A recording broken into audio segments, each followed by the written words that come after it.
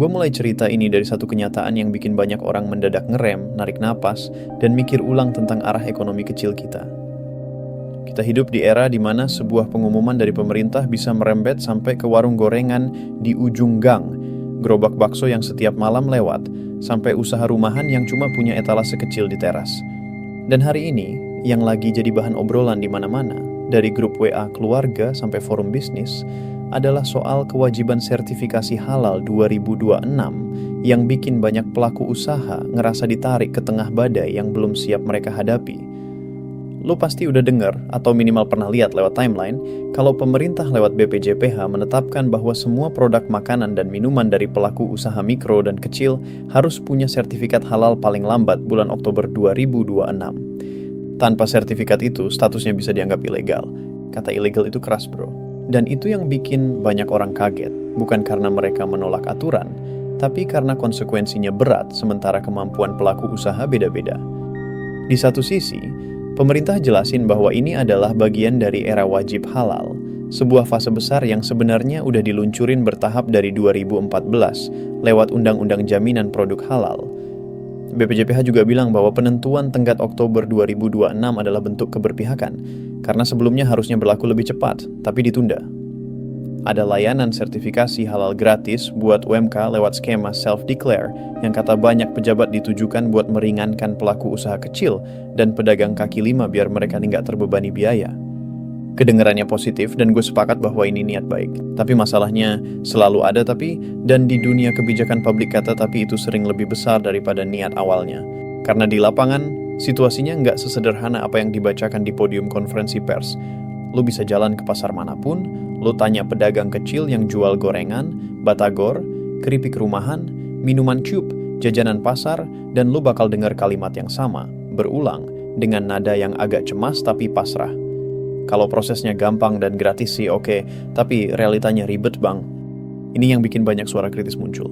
Banyak UMK bahkan nggak ngerti cara akses platform halal, nggak punya waktu buat ngurusin berkas, atau bahkan nggak punya pemahaman detail tentang kategori bahan yang harus dicek dan diverifikasi.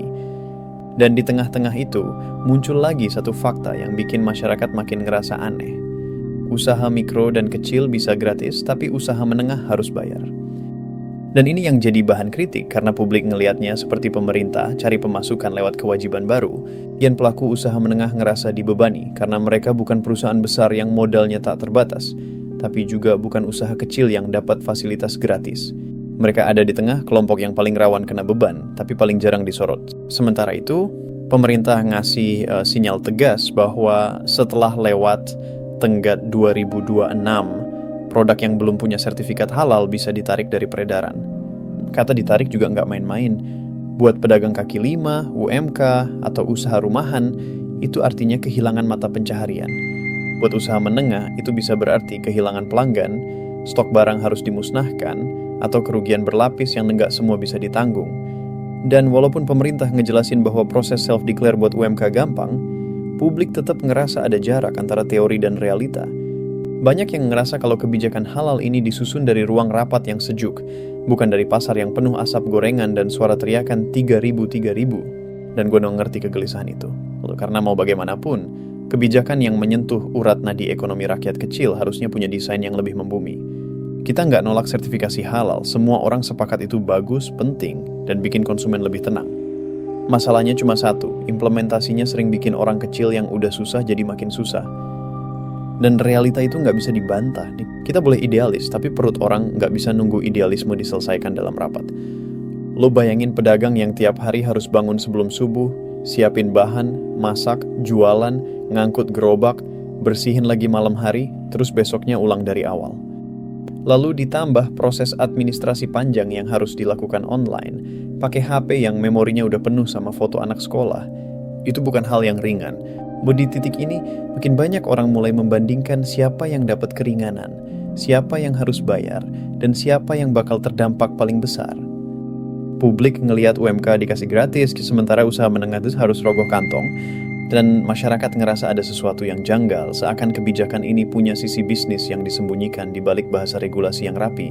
Pemerintah bilang ini kewajiban demi kebaikan, tapi di sisi lain ada potensi pemasukan yang justru berasal dari pelaku usaha yang sebenarnya juga lagi bertahan hidup. Dan kritik itu nggak bisa dianggap angin lalu karena berasal dari banyak suara yang ngerasain langsung. Namun di tengah semua dinamika itu, satu hal yang gue rasa penting untuk kita pahami adalah kenyataan bahwa Indonesia lagi bergerak menuju standarisasi global. Banyak negara udah menerapkan sistem pengawasan kehalalan yang ketat, dan Indonesia sebagai negara dengan mayoritas muslim memang punya alasan kuat untuk memastikan makanan dan minuman yang beredar aman dan halal. Masalahnya sekali lagi bukan konsep, tapi eksekusi. Dan eksekusi inilah yang sering bikin kebijakan bagus terlihat seperti beban baru. Tapi gue percaya, ada cara untuk jalan di tengah, cara yang lebih manusiawi dan realistis. Pemerintah harusnya lebih ngerti kondisi usaha menengah yang sering dianggap punya modal tebal, padahal realitanya margin mereka tipis, biaya operasional naik terus, dan kompetisi makin brutal. Mereka bukan perusahaan raksasa, tapi mereka juga bukan UMK yang dilindungi penuh. Lalu bagaimana dengan UMK? Walaupun UMK dapat fasilitas gratis, tetap aja butuh edukasi, pendampingan, dan proses yang mudah. Gratis itu penting, tapi kalau prosesnya ruwet, gratis jadi nggak berarti. Banyak pelaku UMK masih kebingungan dari mana harus mulai, apa yang harus disiapkan, dan bagaimana memastikan semua bahannya memenuhi syarat. Ini kayak ngasih orang mobil tapi nggak ngajarin cara nyetir. Niatnya baik, tapi hasilnya nggak sampai. Dan disinilah perlu ada komunikasi yang jelas dan pendekatan yang lebih ramah bagi pelaku usaha rakyat kecil. Karena kalau mereka ditekan dengan standar tinggi, tanpa alat bantu yang memadai, dampaknya bisa fatal. Kita bisa kehilangan jutaan pedagang kecil yang selama ini jadi tulang punggung ekonomi rakyat. Tapi tenang, cerita ini bukan cuma keluh kesah atau kritik kosong.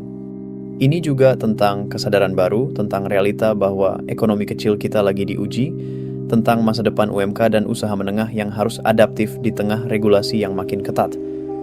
Dan gue percaya, meskipun jalan depan gak gampang, ada peluang untuk bikin kebijakan ini lebih adil dan realistis.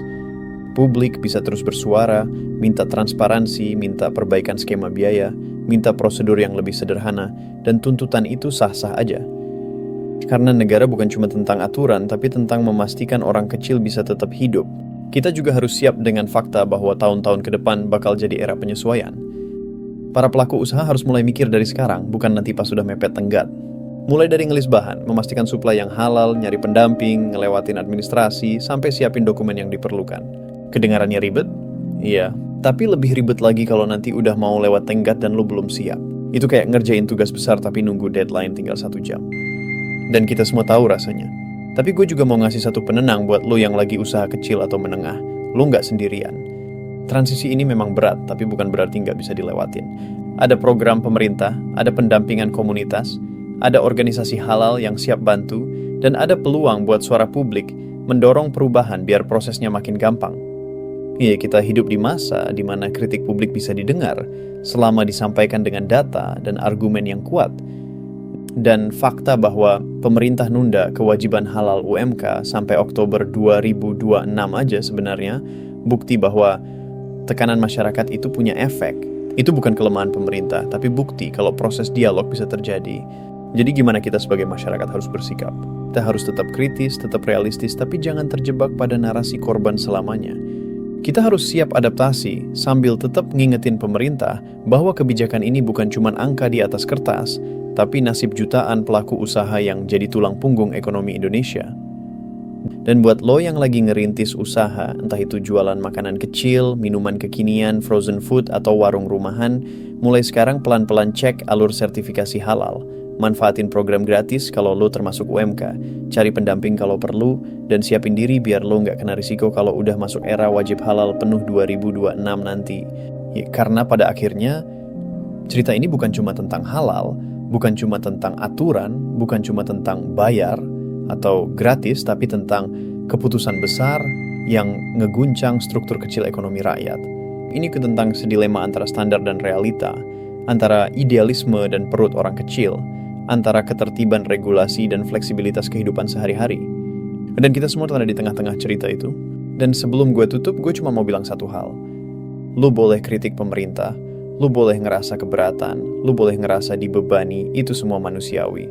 Tapi jangan sampai itu bikin lu berhenti jalan. Kita ini anak zaman yang mesti adaptif. Dan adaptasi itu kadang pahit. Tapi hasilnya bisa manis kalau dijalanin dengan strategi. Tetap jalan, tetap berkembang, tetap vokal, dan tetap waras dalam melihat situasi. Kalau lo lagi pusing karena kebijakan halal 2026 ini, tarik napas, pelan-pelan, susun rencana, minta bantuan kalau perlu, dan terus maju. Kita hidup di negara yang regulasinya dinamis, dan lo harus cukup gesit buat tetap bertahan. Oke, segitu dulu cerita kritis tapi realistis kita hari ini. Semoga ini nggak cuma nambah pengetahuan lo, tapi juga bikin lo lebih tenang dan lebih siap menghadapi perubahan besar yang lagi datang. Kalau lo ngerasa narasi ini bermanfaat, jangan lupa bantu gue dengan like, share, dan subscribe, biar kita bisa terus ngobrolin hal-hal penting kayak gini tanpa putus. Kita ketemu lagi di cerita berikutnya, dan seperti biasa, tetap kuat, tetap cerdas, dan tetap merdeka dalam mikir.